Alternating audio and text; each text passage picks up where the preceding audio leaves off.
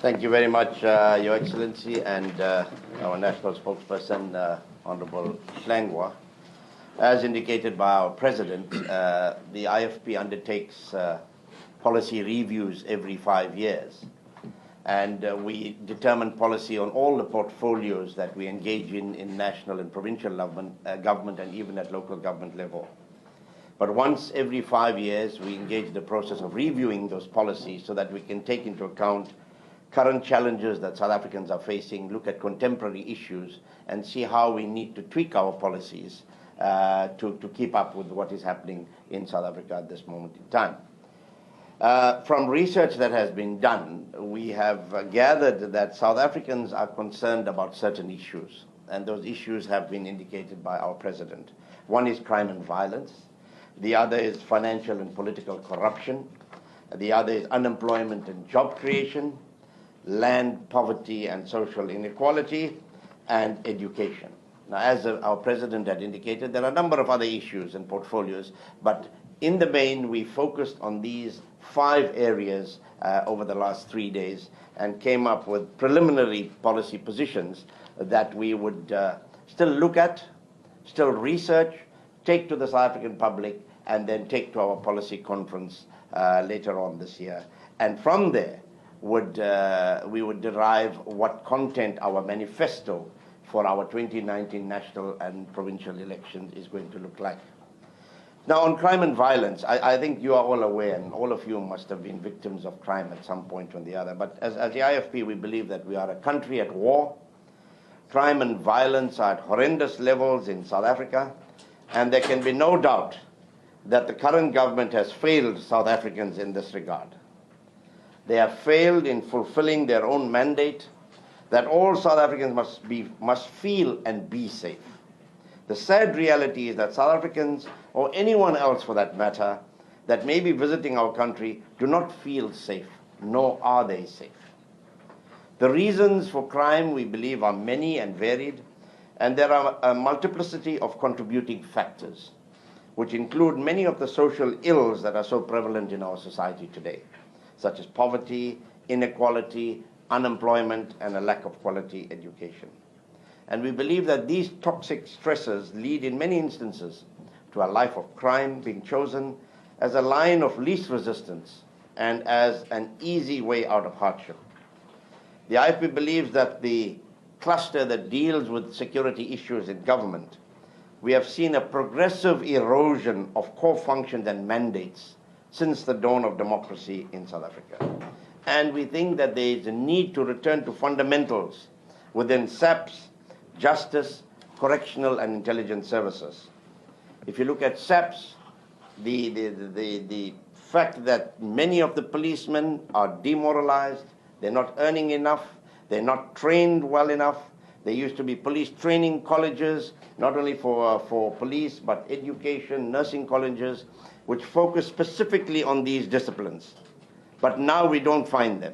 You send students to a university, UNISA, they get an education degree, they have no practical knowledge.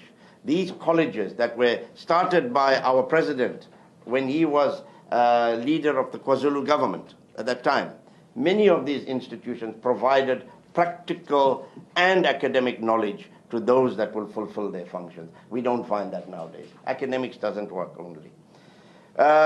So we believe that there's a need to fundamentally relook at the judicial system and all these clusters. Intelligence services, I mean, what intelligence do we have coming out of intelligence services in our country? There have been protests, there have been riots, there are, as we speak, there would be service delivery protests, roads would be closed off for hours on end, trucks and would be burnt at Moy River Plaza as we've seen before. Where is intelligence? Shouldn't they be gathering intelligence on the ground to be able to say to South Africans, something is going to happen and let us be prepared? If you look at the judicial system, justice delayed is justice denied. The long delays in finalizing matters before courts is something of great concern to us. I mean, we see corruption cases, we see murder trials, we see all sorts of trials. We find young people being incarcerated in our prisons for trivial, petty crimes.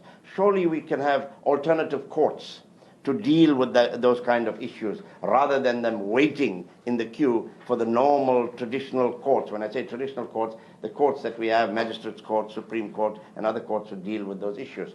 So there needs to be a fundamental change, and we believe that as we move forward as the IFP, and as we get more input from South Africans, we'll be able to come up with policies that would change the pattern of crime and violence and make South Africans feel safe in our country.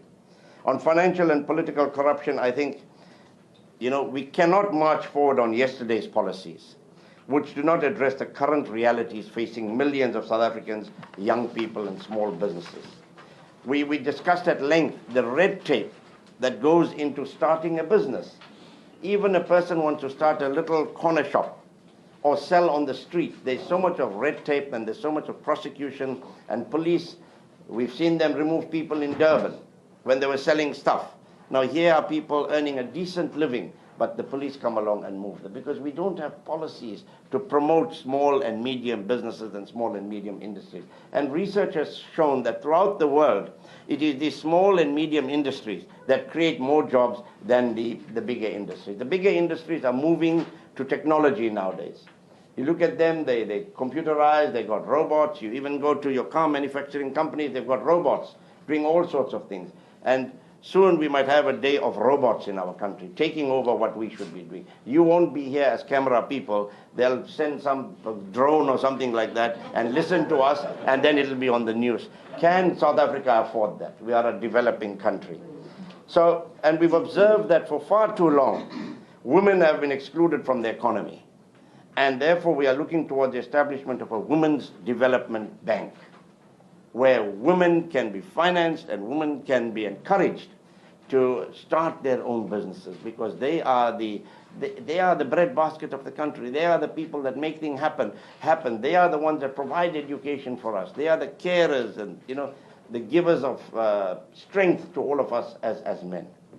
On unemployment and job creation, this EPWP exercise is failing us. We talk about minimum wages, but yet government pays a paltry sum to these people, and they count people who work for 2 months or 3 months as people that are employed. Those people are not in permanent employment, but yet millions are spent. And we believe that more often than not, this is used as an election ploy, getting people to don those outfits, go out there and say this is an EPWP program, and people think, well, that's the alpha and the omega of solving our problem of job creation and unemployment. It is not, and it's proven to be not. So we need to come up with more effective ways. If we look at our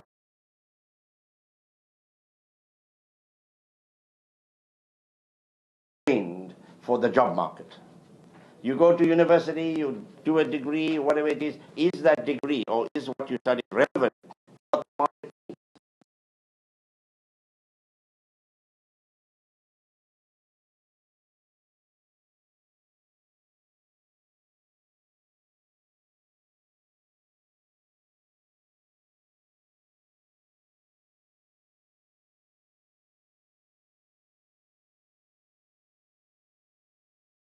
Issues that the coming election must address.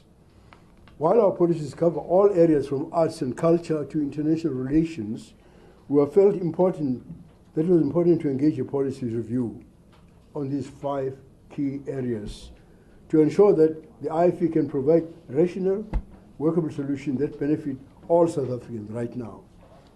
The leadership of our party thus met for 2 days this past weekend for very intensive discussions around the following.